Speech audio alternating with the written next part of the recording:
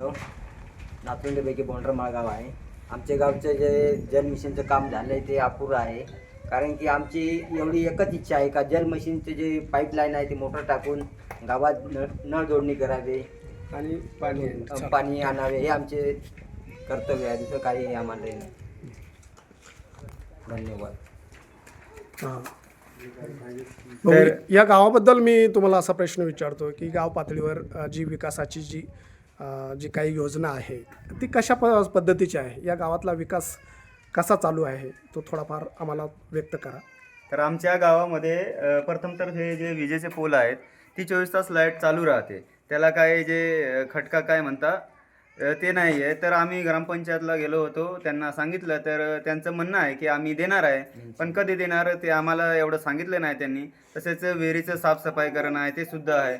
तसेच आमची ही गावाची जी पाटी आहे ती सुद्धा ती एकदम खराब झालेली आहे. एखाद्या दिवशी एखाद्याच्या डोक्यात पडून एखादा अपघात व्हायला नको. तसेच आम्हाला इकडं ते बसायचं बाकडे दिले होते ते पण आमच्या गावातून गायब झालेले आहेत. म्हणजे एकदम त्याची क्वालिटी एकदम निकृष्ट होती.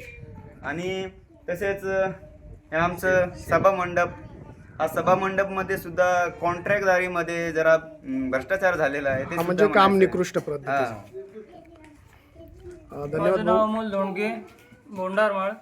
तर माझा हा प्रश्न आहे की बोंडारमाळ गावात कचरा होतोय, तर कचरा साफ करायला आम्ही तयार आहे, पण तो घेऊन जायला कोणी नाही.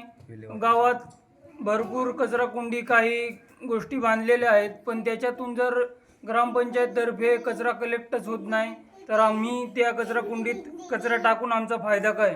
धन्यवाद. दुसरा असा प्रश्न विचारतोय का आपल्या या गावाला दररोजचं नळाला पाणी येतं का?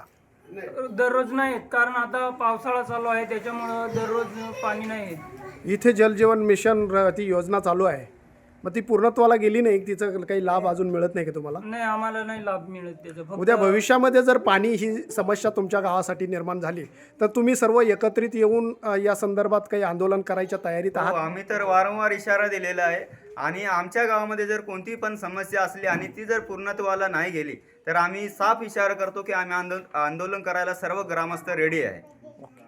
परत या ठिकाणी आपल्याला वेगवेगळ्या समजा गाव पातळीवरली शाळा असेल, भाऊ या गावची शाळेचं काय व्यवस्थापन कसं आहे? व्यवस्था मस्त चांगली आहे.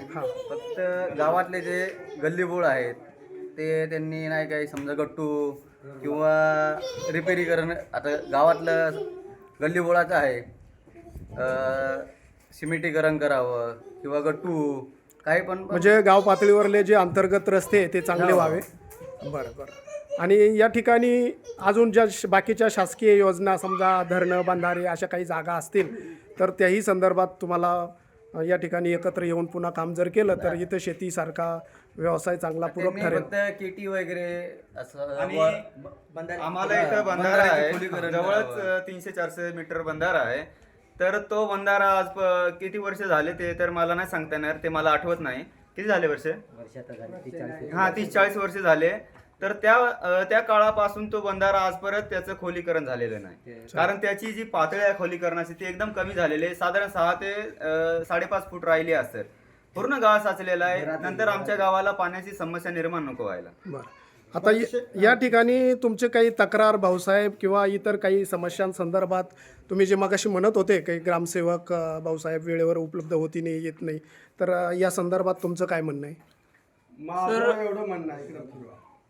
माझं हेच म्हणणं आहे की ग्रामसेवकनी स्वतः एक शेड्यूल बनवावा त्यांचा वेळापत्रक, आणि हप्त्यातून 3 दिवस ग्रामपंचायतला राहावं. कारण लोक भरपूर बाहेरगावी जाऊन बाहेर शहरात जाऊन कामं करतात, त्यांना काही कागदपत्रे लागतात, ते तिथून येतात आणि कागदपत्र विना घेता जातात. कारण भाऊसाहेबच राहत नाही, ते फक्त हप्त्यातून 1 दिवस येतात आणि परत निघून जातात. काही समस्या होत नाही आमच्या या ठिकाणी. आता तुम्ही म्हटला की मी या रस्त्यानं आलो आणि या रस्त्यानं खूप खड्डे होते आणि हे सर्व खड्डे तुम्ही भरण्याचं काम केलं. तुम्ही त्या ठिकाणी मुरुम माती अगदी म्हणजे श्रमदान करून तुम्ही ते काम एकत्रितरित्या गाव पातळीवर केलं.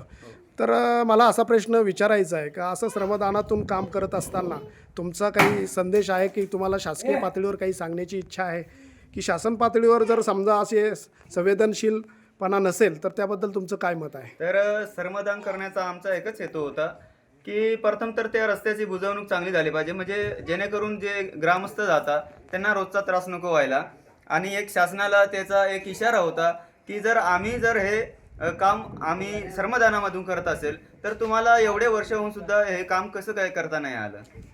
धन्यवाद.